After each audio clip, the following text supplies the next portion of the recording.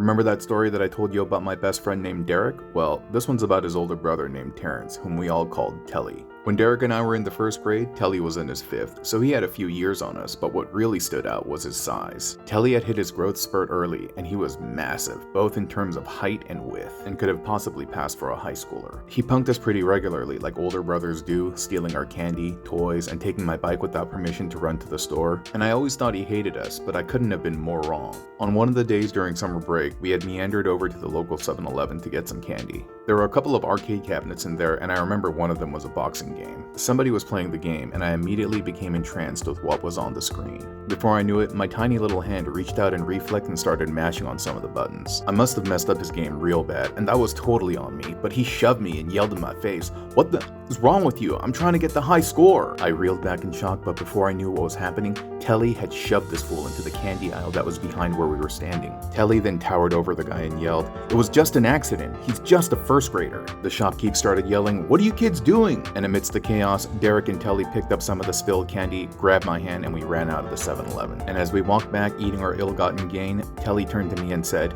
"Don't let anyone ever talk to you like that. Don't let anyone disrespect you. And if they do, come talk to me." And that's when I realized Telly didn't hate us at all. He was just being a big brother, and I guess that's what big brothers do.